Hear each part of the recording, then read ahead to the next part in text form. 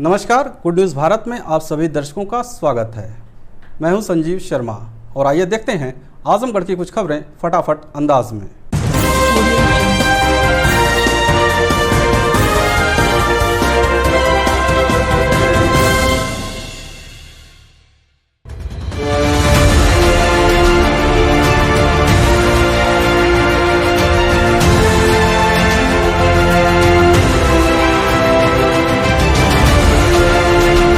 Azamgarh Purvanchal expressway का यूपीडा के मुख्य कार्यपालक अधिकारी अवनीश कुमार अवस्थी ने किया आकस्मिक निरीक्षण, दिए आवश्यक दिशा निर्देश। बता दें कि मुख्यमंत्री योगी आदित्यनाथ की ड्रीम प्रोजेक्ट पूर्वांचल एक्सप्रेसवे का काम लगभग पूर्ण हो चुका है। रविवार को आजमगढ़ में पूर्वांचल एक्सप्रेसवे का आकस्मिक निरीक्षण करने के लिए यूपीडा के मुख्य कार्यपालक अधिकारी अवनीश कुमार अवस्थी पहुंचे। उन्होंने जिले में असुना, बम्भौर, छठियाव, फूलपुर, खंडौर, चकिया, निजामपुर, फुलवरिया, बलिहारी, गोविंदपुर एवं टोल प्लाजा किशनदासपुर आदि स्थानों पर रुक कर पूर्वांचल एक्सप्रेसवे की गुणवत्ता एवं निर्माण कार्यों की बारीकी से निरीक्षण कर अधिकारियों को आवश्यक दिशा निर्देश दिए।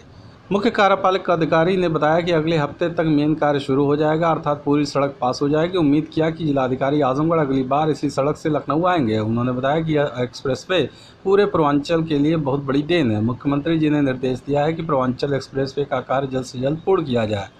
इसी के बाद परिवहन व्यवस्था को भी चालू कर दिया जाएगा। मुख्य कार्यपालक अधिकारी अवनीश अवस्थी ने बताया कि इस पूरे पूर्वांचल एक्सप्रेसवे के बगल में इंडस्ट्रियल कॉरिडोर बनाने का भी निर्णय लिया गया है। उन्होंने बताया कि इस पूरे क्षेत्र में जहां जहां किसान तैयार हो जाएंगे वहां पर इंडस्ट्रियल बेल्ट के लिए ज़मीन अधिग्रहित किया जाएगा।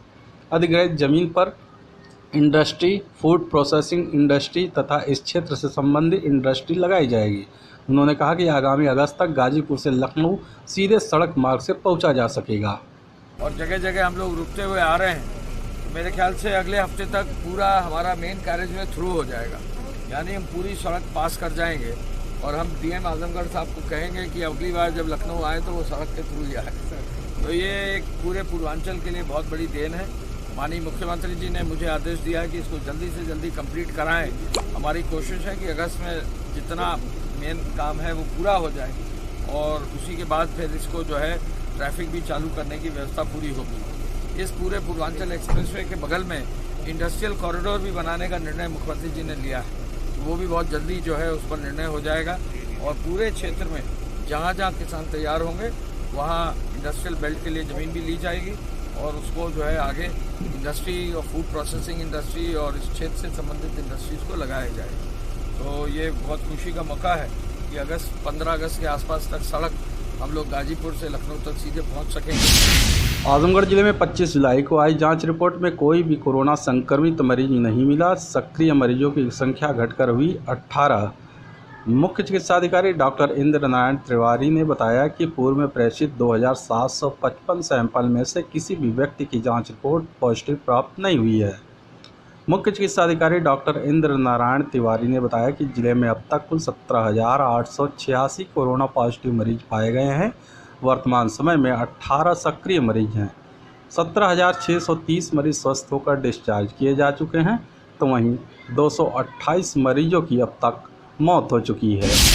आजमगढ़ शहर के बड़ादेव स्थित हाई मास्ट लाइट 2 वर्षों से खराब, नगर पालिका पर लोगों ने लापरवाही का लगाया आरोप। बता दें कि शहर को रोशनी से जगमग रखने के लिए वर्ष 2013 में वर्तमान सांसद रहे रमाकांत यादव के निधि से लाखों रुपए से बड़ादेव चौराहे पर नगरपालिका के सहयोग से हाई मास्ट लाइट लगाया गया ताकि सड़क जगमग रहे। लेकिन नगरपालिका आजमगढ़ की उपेक्षा के चलते पिछले लगभग 2 वर्षों से हाई मास्ट लाइट खराब पड़ा हुआ है। इसकी सुध लेने वाला कोई नहीं है। युवा समाज सेवी गोविंद दुबे ने इसे नगरपालिका की लापरवाही करार दिया। कहा कि यह जनता के पैसे का दुरुपयोग है।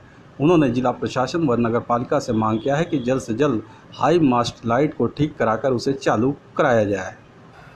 ये निश्चित रूप से जनता के पैसे का दुरुपयोग है।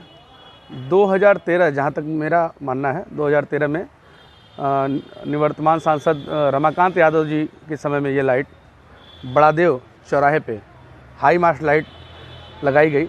लाखों के बजट से जनता के पैसे का उपयोग किया गया, इसलिए कि जनता इसका उपभोग करे।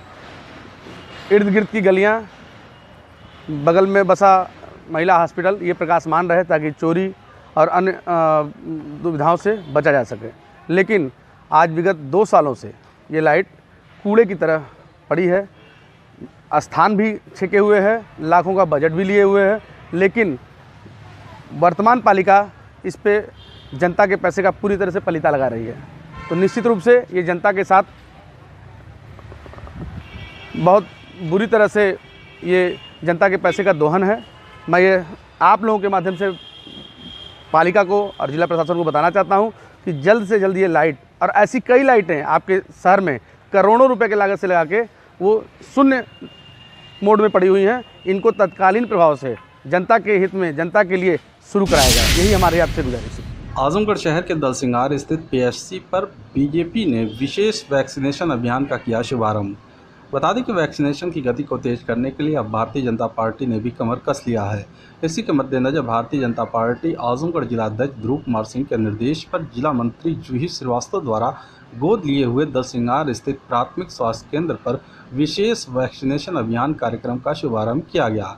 इस दौरान प्रभारी देवेंद्र यादव ने बताया कि देश में कोरोना की तीसरी लहर से निपटने के लिए जरूरी है कि हम सभी लोग जल्द से जल्द अपना रजिस्ट्रेशन कराकर स्लॉट बुक करके वैक्सीन हेतु तिथि निर्धारित सुनिश्चित कर लें और अपने निर्धारित समय पर पहुंचकर वैक्सीन लगवाएं।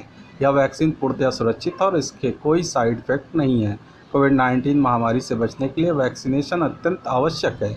भाजपा जिला मंत्री एवं नगर पालिका परिषद आजमगढ़ की सभासद जूही श्रीवास्तव ने बताया कि इस वैक्सीनेशन सेंटर पर मुख्यतः उन लोगों को वैक्सीन लगाई जा रही है जो विदेश में कार्य करते हैं और उन्होंने अपने वैक्सीन की एक डोज इंडिया के बाहर ले ली है। ऐसे लोगों को यहां पर सेकेंड डोज पासपोर्ट के आधार पर लगाया जा रहा है। आजमगढ़ डीएम ने जूम ऐप के माध्यम से किया आयुष्मान भारत योजना की समीक्षा, दिए आवश्यक दिशा निर्देश। बता दें कि जिलाधिकारी राजेश कुमार द्वारा जूम ऐप के माध्यम से आयुष्मान भारत योजना की समीक्षा बैठक की गई। इस अवसर पर जिलाधिकारी ने बताया कि आयुष्मान भारत योजना के तहत छूटे हुए पात्र परिवारों का आयुष्मान कार्ड बनाने के लिए 26 जुलाई 2021 से विशेष अभियान आयुष्मान भारत गोल्डन कार्ड पखवाड़ा चलाया जाएगा। यह अभियान 9 अगस्त 2021 तक चलेगा। उन्होंने बताया कि आयुष्मान भारत योजना के तहत 1,41,549 परिवार शामिल हैं। 62,867 परिवारों का आयुष्मान कार्ड बनाया जा चुका है। जिलाधिकारी ने कहा कि प्रतिदिन सभी स्वास्थ्य केंद्रों, ब्लॉकों के जन सुविधा केंद्र पर आयुष्मान कार्ड बनाए जाएंगे। साथ ही ग्राम प्रधान, पंचायत सचिव, रोजगार सेवक, आशा को जिम्मेदारी पूर्वक कार्य करने के निर्देश दिए गए हैं। उन्होंने कहा कि जिन जिन ग्रामों में 50 से ज़्यादा लाभार्थियों के आयुष्मान कार्ड बनाए जाने हैं, वहां पर कैंप लगाकर लाभार्थियों के आयुष्मान कार्ड बनाए जाएंगे।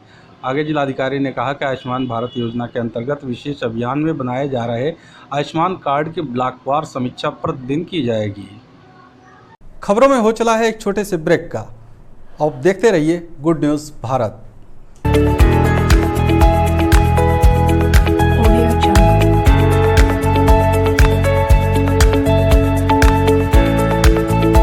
ब्रेक के बाद एक बार फिर से आपका स्वागत है और आइए देखते हैं आजमगढ़ की कुछ खबरें फटाफट अंदाज में।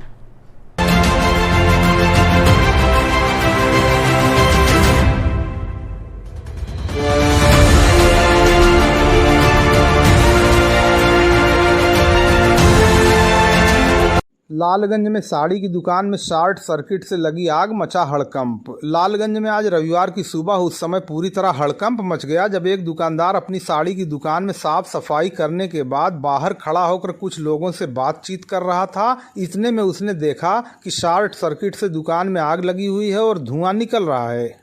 धुआं निकलता देखकर दुकानदार तथा अन्य नगरवासी अंदर जाकर देखे तो दुकान के पिछले हिस्से का काउंटर और साड़ी तथा कपड़े जल रहे थे। आसपास के लोग घर में लगे टुल्लू तथा सबमर्सिबल आदि से पानी चालू करके किसी प्रकार आग पर काबू पाए। स्वयंवर साड़ी घर के प्रोपराइटर राकेश साहू ने बताया कि साड़ी, कपड़ा, काउंटर मिलाकर 2 लाख रुपए से अधिक का उनका नुकसान हुआ है। सूचना पर पुलिसकर्मी भी मौके पर पहुंच गए। सूचना पाकर फायर ब्रिगेड भी वहां पहुंची, लेकिन उससे पहले ही पड़ोस के लोग आग पर काबू पा चुके थे। वालीपुर में ग्राम प्रधान ने पीने के पानी की समस्या को दूर करने के लिए सभी इंडिया मार्का हैंडपंपों की कराई मरम्मत, ग्रामीणों में खुशी की लहर। लालगंज विकासखंड क्षेत्र के वालीपुर गांव में सालों से कई हैंडपंप खराब पड़े थे, जिसकी वजह से लोगों को शुद्ध पानी पीने के लिए वंचित रहना पड़ रहा था। लोगों की समस्या को देखते हुए ग्राम प्रधान सुनील मानव द्वारा आज बड़ा कदम उठाया गया और मिस्त्रियों की एक टीम के द्वारा गांव के सभी इंडिया मार्का हैंडपंपों की मरम्मत कराई गई, ताकि गाँव वासियों को पीने के लिए शुद्ध पानी मिल सके। ग्राम प्रधान सुनील मानव ने बताया कि जल्द ही गाँव की अन्य समस्याओं को भी दूर करने का प्रयास किया जा रहा है, ताकि किसी प्रकार की गांव वासियों को दिक्कत का सामना न करना पड़े। इस प्रकार ग्राम प्रधान सुनील मानव के साथ राम सागर, प्रवेश यादव, पवन कुमार, सचिन, वीरू रावण, राजेश, रामधन, लहुरी मिस्त्री, लोरिक, सुरेश, रामलाल, अन्य ग्रामवासी उपस्थित रहे। आज हमारे गांव वालीपुर चांदपुर बछनी में ग्राम प्रधान सुनील मानव जी के द्वारा कई बंद पानी पीने वाले नलकों को रिपेयर कराया गया। धन्यवाद। देवगांव में बस रोककर चालक को धमकी देते हुए सवारी लेकर अपनी बस में चले जाने पर बस मालिक ने देवगांव कोतवाली में दी तहरीर। देवगांव कोतवाली में बस मालिक अजय राय पुत्र स्वामीनाथ राय निवासी बिठौआ थाना गंभीरपुर ने तहरीर देकर एक अन्य बस चालक द्वारा ड्राइवर को धमकी देकर सवारी अपनी बस में बैठा लिए जाने का आरोप लगाया है। बस मालिक ने बताया कि उसकी private bus Varanasi Azamgarh road पर चलती है, जिसे उनका ड्राइवर चंदन यादव चलाता है। देवगांव बाईपास पर एक अन्य बस ड्राइवर मोनू अपने साथियों के साथ उनकी बस को रोककर ड्राइवर को धमकी देते हुए पूरी बस की सवारी लेकर अपनी बस में चला गया और धमकी दिया कि अगर किसी को बताया तो अच्छा नहीं होगा। पीड़ित इससे डरा और भयभीत है। उन्होंने कोतवाली में तहरीर देकर आरोपी पर कार्रवाई करने की मांग की है। देवगांव तिरमोहानी पर वर्षों से जर्जर हो गए तार को व्यापार मंडल अध्यक्ष के प्रयास के बाद बदला गया। फॉल्ट की समस्या में आएगी कमी। देवगांव तिरमोहानी पर सालों से जर्जर हो चुके तार की वजह से आए दिन क्षेत्र की लाइट बाधित हो जाया करती थी। देवगांव तिरमोहानी होने के चलते यहाँ लोगों का आवागमन अधिक रहता है, जिससे हमेशा एक डर भी बना रहता था। इसके चलते लगातार बाजारवासी इस तार के बदले जाने की मांग करते आ रहे थे। देर से ही सही विभाग के लोग जागे और देवगांव व्यापार मंडल अध्यक्ष राजकुमार उर्फ टिफिन जायसवाल के प्रयास के बाद क्षेत्र के जेई महमूद अख्तर के निर्देश पर लाइनमैनों की एक टीम ने तार को बदल दिया। हालांकि इसके बदले जाने के समय क्षेत्र की लाइट पूरी तरह गुल रही। तार के बदले जाने से जहां अब बिजली कटौती में फॉल्ट के चलते कमी आने की संभावना है, वहीं राहगीरों को भी इन जर्जर तारों से कोई भय नहीं रहेगा। लाइनमैन सुनील कुमार ने बताया कि लगभग कार्य को पूरा कर लिया गया है। कुछ स्थान पर जर्जर तार थोड़ा बहुत बाकी है, जिसे 1-2 दिन में ठीक कर लिया जाएगा। लाइनमैनों की टीम में रामजनम, राम बहादुर, इनरमन, अमरजीत, पंचदेव, गोलू और बिरजू सहित अन्य लोग उपस्थित रहे। मैं सुनील लाइनमैन देवगांव फीडर पे काम करता हूं। हमारे जेई महमूद अख्तर की देखरेख में देवगांव तिराहे का तार बदला गया। झमाझम बारिश के बीच में काम किए हम लोग। कितने घंटे काम हुआ? 5 घंटे। अच्छा, अभी कुछ बचा है? अब नहीं बचा है। इधर दूसरे वाले ट्रांसफार्मर पर बचा है उसको। अच्छा, वो तार एकदम जर्जर हो गया था? जी हाँ, वो पूरा बदल दिया गया है? चारों नया लगाया गया? क्या लगेगा? नया लगा तार, पूरा नया तार लगा। कौन कौन थे इसमें? हमारे बिरजू भाई, पंचदेव, गोलू, रामजनम, गौरव, सुनील, ये लोग इसमें थे। ठीक। मिर्जा आदमपुर गांव में जमीनी विवाद को लेकर 2 पक्षों में हुई मारपीट में कई घायल होने पर पीड़ित ने न्याय की लगाई गुहार। विगत दिनों लालगंज क्षेत्र के मिर्जा आदमपुर गांव में जमीनी विवाद को लेकर 2 पक्षों में मारपीट हो गई थी, जिसमें कई लोग घायल हो गए थे। सूचना पर पहुंची पुलिस ने घायलों का नजदीकी अस्पताल में उपचार कराया था, लेकिन पीड़ित के अनुसार आरोपी पुलिस की पकड़ से अभी भी दूर हैं। पीड़ित ने न्याय की गुहार लगाते हुए बताया कि जमीनी विवाद को लेकर मारपीट हुई थी, जिसमें एक पक्ष ने हमला करके परिवार के कई लोगों को घायल किया था। इसमें बूढ़ी मां, परिवार की महिला, लड़का और एक 7 वर्षीय बच्चा भी घायल हुआ था। पीड़ित का कहना है कि विपक्षी द्वारा जमीनी विवाद और परिवार में बूढ़ी मां की संपत्ति को लेकर उपरोक्त मारपीट हुई। सूचना देने पर स्थानीय पुलिस घायलों को ले जाकर अस्पताल में उपचार कराई। हमारा नाम अकबर अली मुन्ना। अच्छा, कहाँ का है? मिर्जा आदम। अच्छा, यहाँ ये जो विवाद हुआ है, क्या है पूरा मामला? ये जमीन का विवाद लेके हुआ है। और सबसे इसमें विवाद है हमारी दादी का, जो कि लोग दादी का ज़मीन हड़प लिए हैं और उसको घर में रहने नहीं दे रहे हैं और उसको मार के भगा रहे हैं। इसके वजह से हम लोग बोले भाई कि आप क्यों इनको मार रहे हैं, तो इन्होंने आया ज़मीन का मुद्दा लेके हमारे बच्चे, हमारे बीवी को और हमारे छोटे भाई को, हमारे पिछले भाई के औरत को इन्होंने चाकू लिए, डंडा लेके आए, मारे। मुश्ताक, इब्राहिम और लाला और बाबिया और रामजब। ये लोग विवाद में कितने लोगों को चाकू मारे हैं? ये 3 लोगों को चाकू मारे हैं। हमारे दादी को मारे हैं, हमारे लड़के को मारे हैं, हमारे भाई को मारे हैं, हमारी वाइफ को।